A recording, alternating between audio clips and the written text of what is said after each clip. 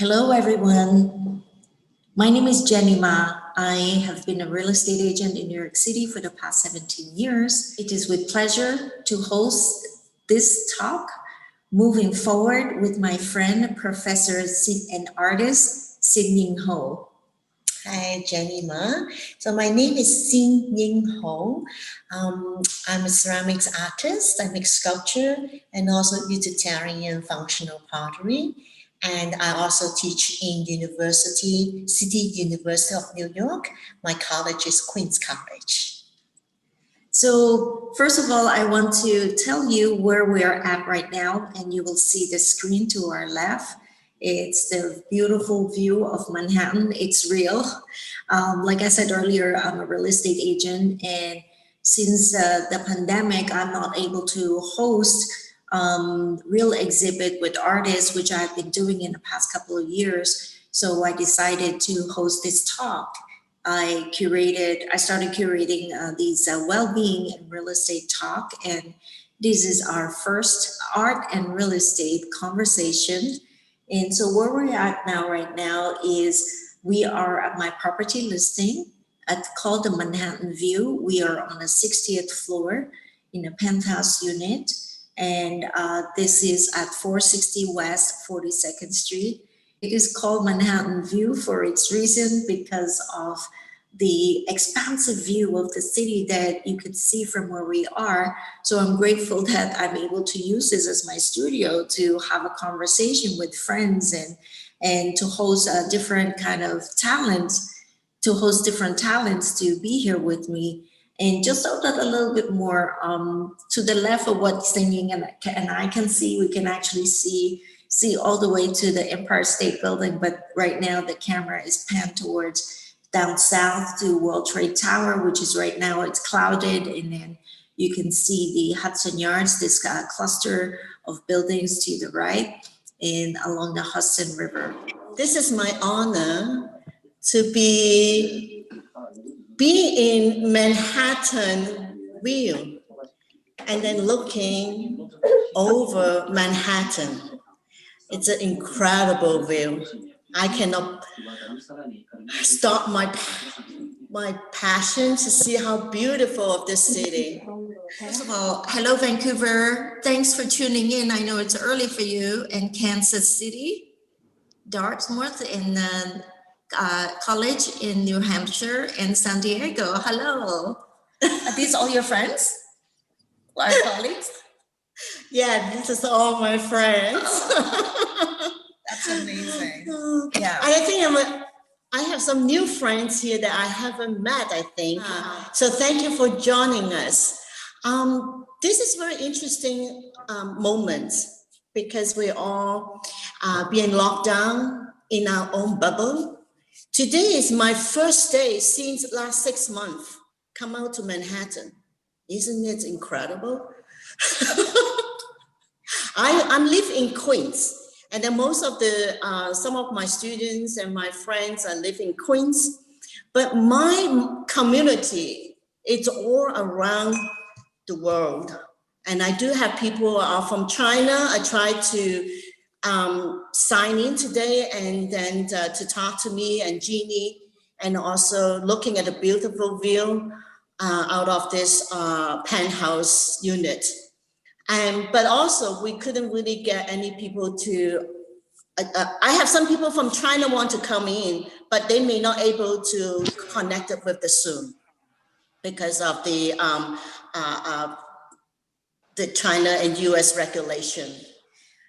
So first of all, I want to share to the audience a little bit how I resonated with Sin-Ying's art. We met over a decade ago. And I resonated and I was inspired by how Sin-Ying has embedded her interpretation of the world in her art. As you all know, her work, it has a story about Adam and Eve, the economy, the stock market, and today it's just perfect.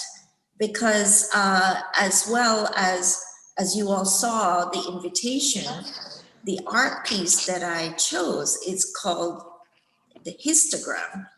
It is this one to the right. And it's just perfect because we all went through the pandemic. The entire world experienced the pandemic together. This is a historical moment this year, 2020, and we all had different experiences, and our relationship has changed. Relationship with ourselves, relationships with the people around us, and the relationship in all our work. And today we're talking about art. And so I am grateful to host this and be able to tap into Sin-Ying Professor Ho's mind on how she observed the changes, the landscape of the arts as an artist and as a professor, and moving forward in the arts with fellow artists and her students, and the new reality in the art world.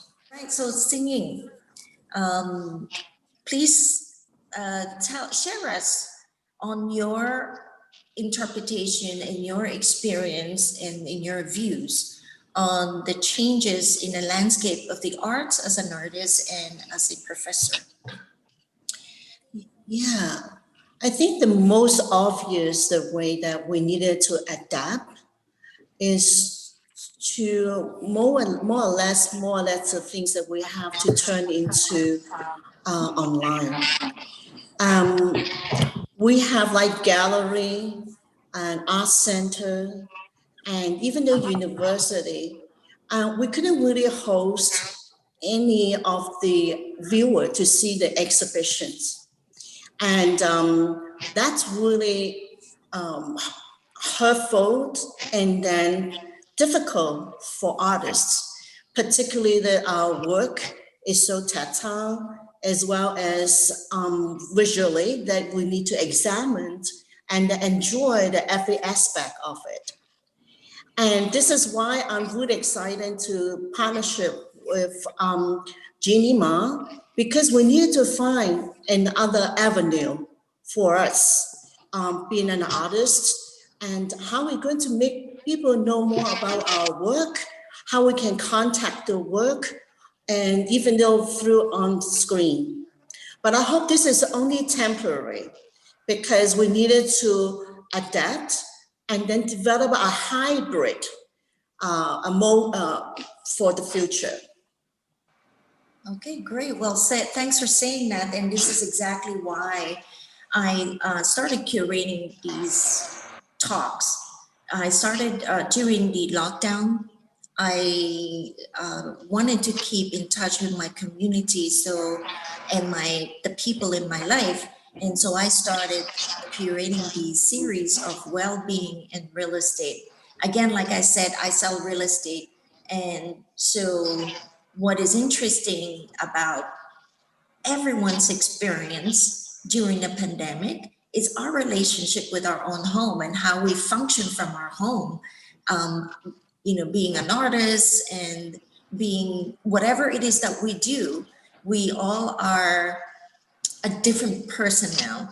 And for me, it's just exciting to share with everyone's experience, especially coming from an artist and with Sin-Ying, who's in touch with her fellow artists and her students, to share what was done during the pandemic and how, again, we're talking now how moving forward, and moving forward is this idea of going online. It's not in person. You don't see the art in person, but I believe that this pandemic made us kind of step into what the future is all about, really, because we can be connected very fast from all over the world.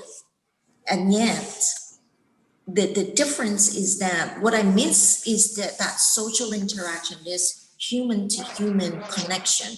And I understand the frustration and what is the challenge of this convenience of being online and being able to get in touch with the people around us, is that we are separated by the screen, but we can't be with one another. So there is this justification that we need to do and to recognize that I am sure there will be technology to make it more 3D or more interesting. And so it is a way to get used to and to work with what we have to connect with people. And my thinking is that you as an artist, Sin-Ying, do you feel that, yes, people can see your catalog and photos of your work. How do you feel about people not being able to see your work in person because of the restrictions of live exhibitions? Well, at this moment, how I feel, it's even though my making too, okay, it's everything affected. Because ceramics typically is really like a tactile quality, and you need to hold about it. You need to walk around it, particularly when you see in like a sculpture form. So I feel very sad that my work is losing its certain kind of vocabulary that it could be make the viewer to feel it more deeper. And I think that it's interesting that when I was coming into the city, it was the traffic, and then it caught me up, and I just thought, oh, that's the reality. And then usually when you are at home, you just like set your time and then press the button, and that's great. But on the other hand, is that real? Okay. And I think that kind of realness, it's maybe kind of question, even for art. So we have the art go through the gallery, a museum. You see it like in the case. You couldn't really feel it. Okay. But then in a situation, ultimately you will own, if you want, or even artists, they will sell the work to a collector, and then the collector will put it in their home, and it's going to be like a touch, a look, a smell. You feel it cold because of the ceramics, porcelain. So all these kind of things. And I was thinking about, that's a great idea. Why we're not contact or partnership with some unexpected avenue, like, real estate. I know people, their eyebrow is coming up. Oh, wow, real estate? What does it mean? Art is in the gallery, art is in the museum. But not every artist's work are coming or go through museum and gallery. Ultimately, it's in people's home. So that's why I try to spend my energy to come out here. And it's really different. If you're really looking in the units and you're looking in the artwork, and you really make you think about what the world is about, where you're living in. And the pieces that are here is talk about history, making history. And then we are here making another history. And I find that, the world is really complex, and we need to navigate it even harder, but more curious what's going to be happen. So that's how I feel, very complex. Perfectly said as an artist. So, what's interesting on what you said, Sin-Ying, how we are making history. But the way I'm seeing it is we are experiencing a historical moment. And in life, it's all about experience, right? And how we interpret it within our lives and express it in our day to day. And so unfortunately, this is a moment that a lot of people suffered. All right, we all suffered, and in our own ways. But there are those, unfortunately, who lost their family members and friends, and so these are the global experiences that people are feeling, and yet I feel that I wonder if people are expressing the way that you are expressing, because it's important to express our emotion, rather than bottling up, because when we bottle up whatever we're feeling, we might to like become a little bit more afraid. But expression through the art, expression through writing or poetry, I think that is probably one thing that a lot of people have been doing during the lockdown and maybe continuing doing now. I think you well said, because everyone is experiencing these moments, and this moment it become a history. But as an artist, we always think about making and expressing, and we also need to experiencing about the moment, so that our work will really express what we're thinking, what we're experiencing. And then the material that I choose is porcelain, which is lasts for thousands of years. Even though you break it in a shard, it will be found evidence about what happened in 2020, okay, during the pandemic. And I think that is a privilege as an artist, or we choose to live in this lifestyle, to make ourselves to fully get living in the moments, and also have a way that we feel comfortable to express it, whether you're writing poetry, whether you're writing music, whether you're painting, whether you are making your ceramic work and sculpture. So let me ask you, now that we've reopened, are you able to make art now in your studio, in Long Island or at school?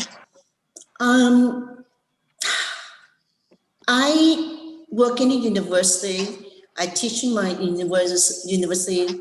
We're already quite lucky that we could have access to the university in the studio, but we have the whole process about like applying the permission. So right now I'm only able to access the studio 2 days in a week. And my major production is in my classroom with my students together. And then my another studio is in China, Jindajiang. And I even cannot go over there. Even though I go over there, I have to quarantine 14 days before I start. Then when I come back, I have to quarantine about 14 days. 14 plus 14, 28 days. Almost a month. Yeah. So it's really affected as an artist, particularly we are really so much relied on our studio. So that's how my situation. Is the studio in Jingdezhen, did they shut down during the pandemic? Well, no, it's there. They are really active. They never shut down. I think that they were shut down in March. Okay. Early March. Okay. And then after May and June, they already opened up. Okay. And then artists can also working in the residency. But the only problem is for international artists, that they couldn't really travel. Even though they can travel, they don't have much time to quarantine. And the cost. Okay. So have you created any work since the reopening during these 2 days allowable to be in the studio? Oh yeah, if I'm not making art, I would be so miserable. Okay, that's what I was gonna say. Oh my God, it's like you work, I know you work with your hands, and this is how you create. And so that comes to my next question. How your art has changed. That was the question. That was what we were talking about. I even more treasure the time I'm in my studio. And I think it's a good thing. when you have something that you're easy to get, Yeah. you not treasure. We take for granted. Yes. And then now I only have 2 days in the studio that I can work with, spread out my stuff on the classroom, in the classroom. And then there are few students around me. And then my focus is affecting about what is around me. So then my work is changing. And I'm changing because I also have to videotape my class, my demonstration, and then show it to my students before class. They watch it before they come to the class and practice. Okay, so my class and also my work become really interrelated. So I'm making more of the utilitarian work because I am teaching the throwing class, throwing on electric wheel. Okay. And I started to investigate more of the lower temperature surface, which is very different from porcelain. I would say that I'm not the color or the surface, it's the clay. I'm doing more of the lower fire earthenware clay. And because I also needed to work and videotape my demo for my students. Okay. So you have, okay, so how has your expression in art changed? Well, at this moment, I don't know yet, because it's still in the process. Okay, maybe I will find out in another half a year. Mm-hmm. Okay, so share me a little bit more about your students' experience as a professor. Can you share me about what you have, the ways that what you experienced as you were during this time talking to them and their experience sharing with you? Is there anything that you want to be sharing about that? I think the students really enjoy being in the studio because they only have like 3 sessions a week, each which is only 3 hours. And when they come, they're so focused. And I think that's so they treasure that moment. Yeah. Not taking it for granted. Yeah. And then they make me even more in love about making. I think it's really interesting and fascinating about how we change our behavior. Yeah, that is interesting. I think that, you know, for me talking to my business network and colleagues, I find that because we experienced such a huge challenge, and the good thing that came out of this is that we are much more self-aware and we don't take the people that we see for granted because, like I said, during the lockdown, you know, we are separated through a screen and there's no human connection, there's no social interaction in person. In that, I think many people found the value of it, because before that I was sharing with people, you know, we text each other, we email each other, and the lack of like having a phone conversation, and that all happened, and everything was like through electronic.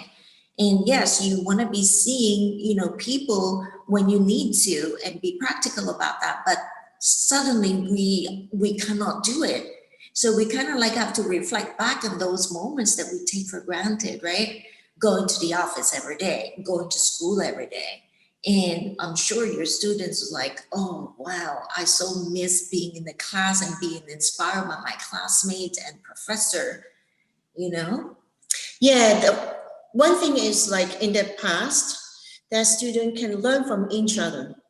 You know, I do the demo, I give some instruction, but most of the time, the community of the students in the classroom, they help each other. But then now, then when they go to the studio, most I think there's 7 people in the student at a time. And then when they practice, there are only like maybe 3 people, sometimes just there by themselves. So for beginner students or they're learning, they feel a little kind of helpless. So then I had to set another video as Zoom, instruct my students. to feed them, to feed the gap through videoing. Yeah. So you must have compiled a lot of videos since then. Well, that is live. Yeah. So student is working in front of the camera, and then I tell she or he, okay, you need more pressure and less water, and center yourself, calm down, don't worry. And all this kind of thing they don't know when they was throwing on the wheel. And so I needed to, through the platform and the camera, and instruct them and give them tutorial. But then the problem is I couldn't really feel how much pressure they put it in the clay, a lump of clay, and then center it, because I cannot feel them. I even cannot feel their breathing. Because that's important. Yeah, but that's only one way that I can make the students, when they are having a tutorial, and then when they're by themselves, maybe they have to stay with the wheel for another 4 years. That's what I experienced in my past, in my learning experience. And understand, if you have your professor or your friend sit beside you, push a little of your hand, and then you realize, oh, that's the pressure I need. But when you're working on a video, you won't able to see it, feel it. And then also you won't able to see the clay, whether they're too soft or too hard. Yeah. So that's the obstacle. But we have to find a way. And then being an artist is to also problem solving and then asking questions. We may not have answer. Yes, it's all a ongoing process, ongoing inspirational process to realize the final, not the final, but to realize the piece of art. So how about, I want to move on now to talking about your art. Again, I chose histogram because I think it is very representative to the subject of moving forward. So can I hold it? Yes, I wanna like get this for you. Can you explain to us the pattern and what inspired you with this? I used to make small work like this, and now I'm getting making big work, and I'm like small work now because I can bring over here and show it to you guys, and then you can see the scale. Yeah. Okay. By the way, for the first timers, Sin-Ying is known to do like human size pieces, which I'm going to show for the audience to understand first. All right. All right, that's Sin-Ying in her masterpiece. Okay, so you can scroll down a little bit too. This is not a human size. This is more. This like is a table size. Yeah. This is our table size. Yeah. And this is human size. Yeah. Yeah. All right. Just to give you guys an idea and what Sin-Ying is famous for. Oh. And this is how you and I met, because at the armory. Correct. Yeah. All right. So tell us about the history of this. What inspired you on this histogram? Yeah. So in ceramic history, or you're looking at all those antique, when you flip down at the bottom of the piece, you will see the monogram, okay, of when they make it, what factory make it, and then they all have all those symbols, so that you can see here is made in Qing Dynasty, okay, Yongjing, and you have here we have another monogram from South, and then you have this Chinese kind of what is made in what year and what dynasty, and incorporated with the hand-painted blue and white pieces, the cobalt Qinghua, with all the decorations that is really iconic for Chinese culture. And this is where my idea come from. But then I also think about today when artists make work, they sign their own name. Okay, so the other side of the red sign, you can see my signature of Ho Sin-Ying, if you know my Cantonese name, and then English name Sin-Ying Ho and Cassandra. So I'm kind of juxtaposed about how the art world changed and how we identify ourselves as an artist. So I create this piece. Some artists and friends ask me, what is this shape? I saw that comment. And this is the shapes was curated by different vessel. I cut and paste and put it together. So it looks like identifying a shape, but then not quite identify what kind of shape is it, because they are all fragmented, okay, collage it and put it back together to make a piece which is unidentifiable. So just like myself, being an immigrant, I being living in all different cultures around me. And this is actually a more to reflect about how my everyday life and my grew up, that I'm living in a multicultural society. And then that's what I have, no shape, but a shape. Very sane. It's beautiful. I love the story. And so now this next piece is called Wedlock. And I also like this because it has, you know, if the audience don't know, maybe you can share with them first, and I will share what I love about this. So this piece is if you see the red area here, this is my wedding photo, my husband, Philip Reed, and then myself, okay? And at that time when we were married, we were trying to embrace our East and West culture, and he wearing a Chinese robe, wedding robe, and I wearing the Western wedding dress. But then when we marry, and then you think about babies.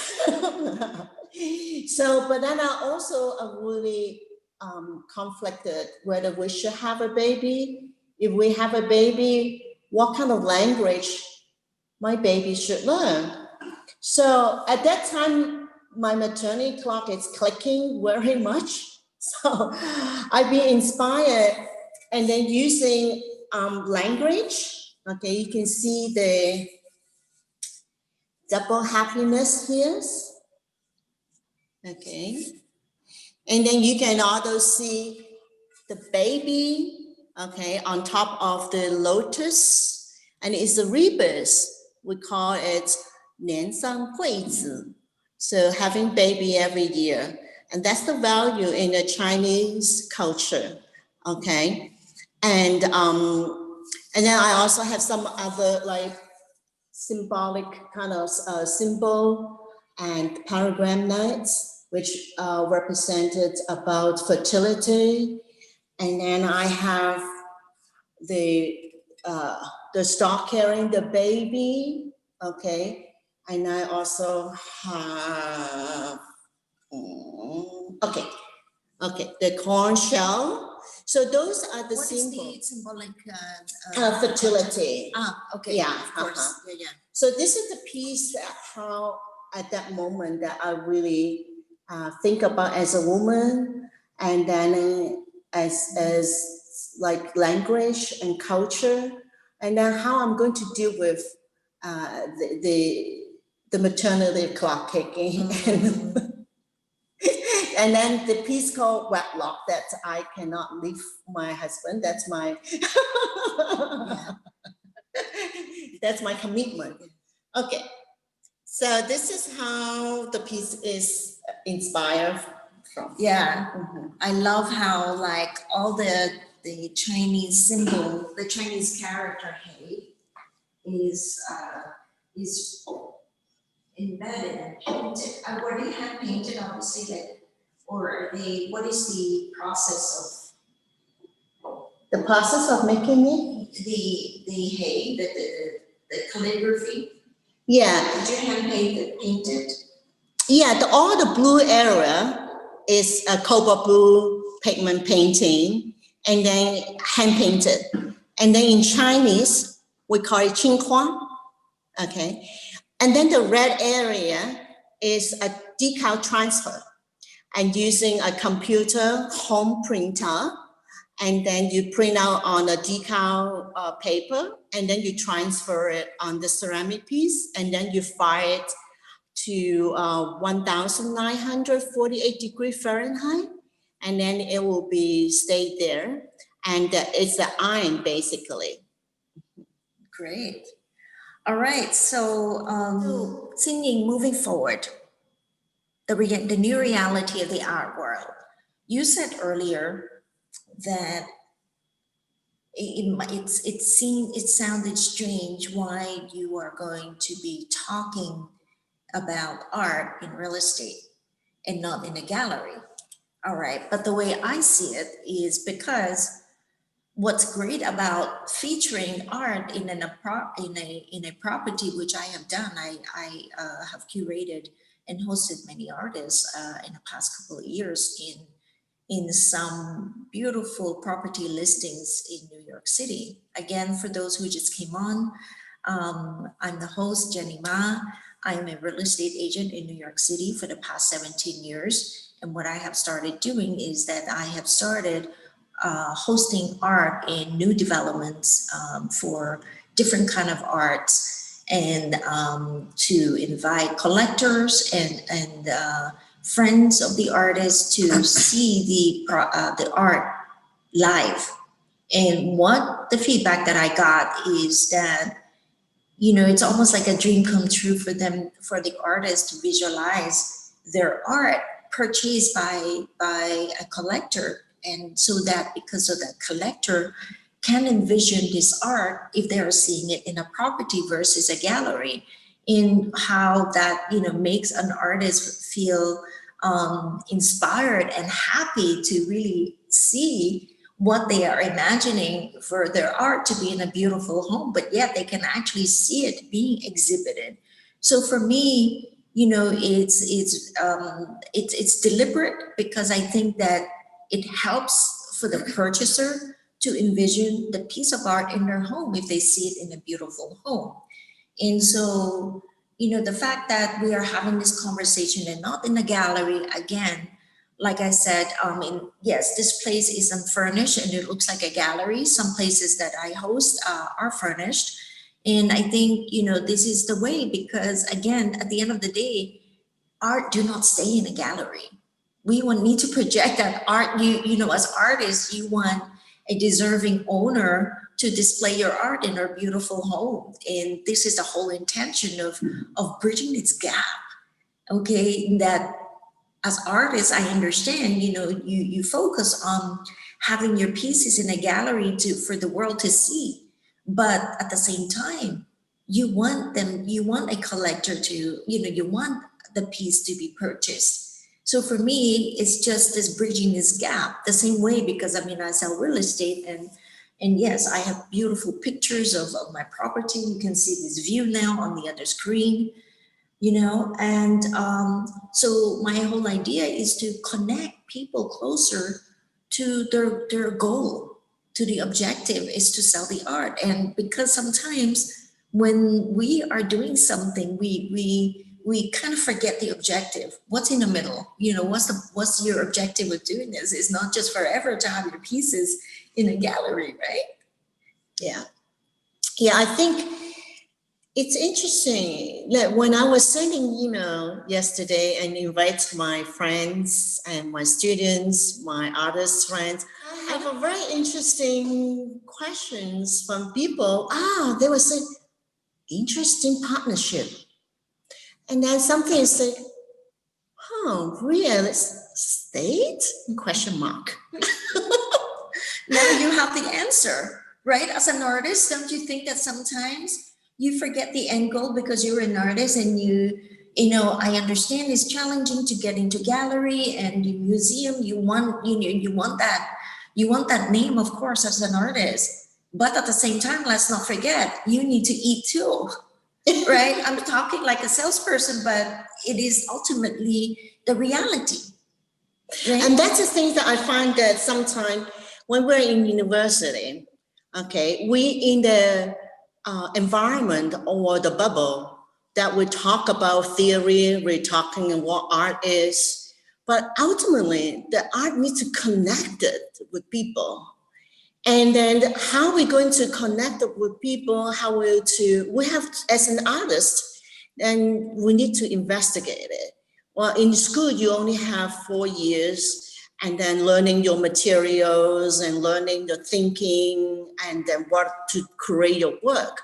But you don't have enough time to learn how to put your work in the markets. I know a lot of students are very shy. How can I sell my work? And sometimes it's actually also your personality that you really being creative and then have that kind of outgoing mentality as well. Right. Okay, so we are coming past 12 o'clock. So Sin-Ying, I want to ask you for some parting words as a professor, and also the message that you might want to be sharing with your fellow artists. I think we are living in a very interesting time. And this time is the really best moment that we really think about who we are and what we really wanted to express ourselves in this moment through our material. And being an artist is really different animals. Yeah, I hope that it helps. Well, Sin-Ying, thank you so much. And my goal is to continue this conversation.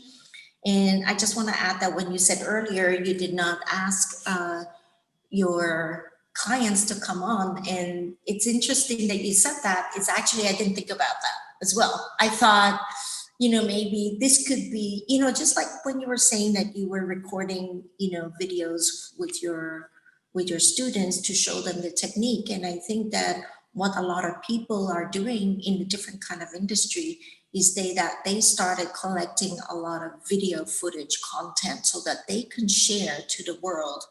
And everyone has their own website, everyone have their own vlogs and videos. And I think that the purpose of this is potentially, if this is something, I will be editing this and maybe it doesn't need much editing. The goal is, you know, for me, is for you to use this as a content to send to your clients and say, oh, just want to, you know, wish you all healthy. And I thought this could be interesting for you to hear, you know, because like the way to keep in touch with people moving forward is very different. The way that we market our work and promote our work are different. In the way that I have been doing this is exactly this. I've hosted several well-being and real estate talks now. And in fact, this is my first art and real estate talk. So I'm really grateful to have such a special and incredible artist friend to do this with me. And so for me, it's like the way of communication. You want to have something more different rather than a two-dimensional image of what you're doing. And what creatively what we can do with these recordings is to share it around for people to listen in and for your clients to know more about you. And in fact, the reason why I enjoyed hosting art and real estate live exhibit is so that for me, I always find how wonderful it is for people to actually have an interaction with an artist who made made these art. And this is what I love about it. you go to a museum and you see this beautiful art and you have questions. You want to know what captured those people, but you're only seeing it on the walls because, of course, they're from all over the place. So what I enjoy doing is for the guests and the collectors to come and meet the artist in person and to get to know that artist in a human way, and rather than just separate it. And this is what I love about that. Thank you, Jenny. Mhm. And before we part, we would like to know if there are questions from the audience that you would like to personally ask Sin-Ying, or even feel free to make any comments or to share with us your experience. Thank you, Kathleen. Yes, she says, Sin-Ying doesn't have her glasses. So Kathleen Nicholson said, I agree with you, Jenny. The idea of using a beautiful real estate venue to display the art, it's very valuable to artists and much appreciated. Ying Yu Chuang, Sin-Ying, so nice to hear you talk. Many nice ideas. Wing Wu, thank you. Good to see you, Sin-Ying. And I want to thank everyone to be here, and for the audience, for listeners to watch this video. Please feel free to contact Sin-Ying Ho directly if you have interest with her art. I have put in the link here, the brochure of Sin-Ying's pieces that is currently available. And we wish you all the best moving forward. Yes, thank you very much, Jenny. Any last parting words? I would say enjoy any part of things happening to you. Live in the moment. So, bye everyone. Bye. Bye. Thank you again.